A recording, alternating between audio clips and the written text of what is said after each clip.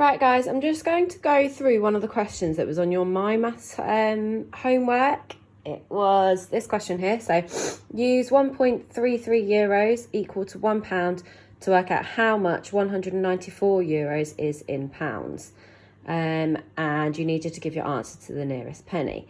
So hopefully you can work out here that I've set up a bus stop division method. So you needed to do 194, which is the amount of euros you want in pounds, divided by 1.33. So I'm just going to run you through that method and show you how to do it. Okay, so as you can see, we had the decimal 1.33 and we wanted to know how many times that goes into this number here. Now trying to divide with a decimal like this is quite difficult. So what I've actually done is I've moved my decimal point. So my decimal point is now here. So I've made the number 100 times bigger. So that would be, if I put my decimal point here, it would be 10 times bigger. So 100 times bigger. I've moved it 2 places over.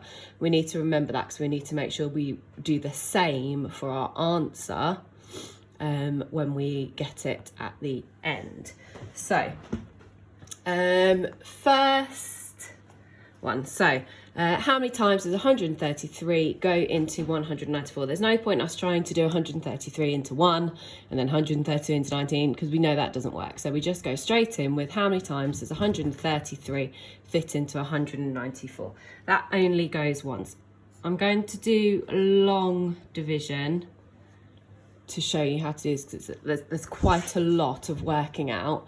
So it's easier to be able to do it with long division this way. So a bit of a recap as well. So we know that it goes in once. Okay, at the moment for this number, our decimal point is here. Okay, which means all of these numbers beyond are zeros. Okay. So we know that it goes in once. This is where we do our column subtraction. So 4 subtract 3 is 1, 9 subtract 3 is 6, 1 subtract 1 is 0. So we're left with 61, but we've got that decimal point and we've got the 0. So we need to bring this 0 down. So now we've actually got 610. Okay, so we need to work out how many times 133 goes into 610. So 133 multiplied by 4 is equal to 532. Okay, so this is what I mean by there's quite a lot of an additional working out. So this is the sort of thing that you're going to have to work out on the side. Obviously I've already done it. I've already worked out that 133 multiplied by 4 is 532. So I now know that 133 goes into that number 4 times. So I'm going to put 532 down because I know that it goes in that number of times. I know that it goes in 4 times. Okay, and we go again. So column subtraction. So 0 subtract 2, we can't do that. So I'm going to steal this one over here. Make that 0, make this 10. So now we've got 8. I need to steal again here. So make that 5, make that 1. So now we've got 10 subtract 3, which is 7, and 5 subtract 5, which is 0. We don't do anything with that one. So again, we need to bring that 0 down, okay, to here. So we brought that one down to there. I'm going to bring this one down to here now. So we've got 780. So once again, I need to work out 133 multiplied by what number? Okay, to work out how many times 133 goes into 780. So 133 times by 5 is 665. Okay, so it goes in 5 times, wouldn't go in any more than that. So I'm going to do 6, 6, 5. I'm going to put my 5 up there. Column subtraction again. So 0 subtract 5, we can't do it. So now that's a 5, that's a 1, that's a 1. So now we've got 1, 1, 5. Okay, so once again, I need to bring that 0 down. So number is getting bigger here. Okay, so working out 133 multiplied by what number? To work out how many times 133 goes into that number. That would be 8 times, and it gives you 1064. So 8 times, I've got 1064. Okay, so 133 goes in 8 times, and that equals 1064. So we need to work out what our remainder, what our leftovers are. So again, column subtraction. Can't do this one, so I'm going to steal. And we've got 6. Again, I can't do that now, so I'm going to take that one. 8. 0 subtract 0 is 0, and 1 subtract 1 is 0. So now we're left with 86. Okay. Right, I'm just going to shuffle now so that I can continue the working out on the next board. So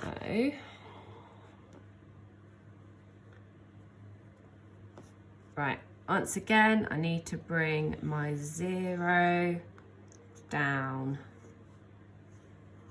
So now we're working with 860. 860, so 133 multiplied by 6 equals 798. So we've got 798. So it goes in 6 times. And once again, column subtraction, so I can't do that. And now we've got 2, no, I can't do that. 6 and 0. So now I'm left with 62. Okay, 62. Need to continue my line on here. Okay, so once again, bringing my 0 down. So we haven't got to that whole number yet. We've consistently got remainders, so we're still going. So 133 multiplied by 4 equals 532. Now you'll notice that I've got the same number I had up here, so make sure you keep checking back so you can use all these facts to help you work out the rest. Once you've worked out one, it's easy enough to be able to try and work out the others without having to do lots of long calculations again. So I'm going to subtract 5, 3, 2.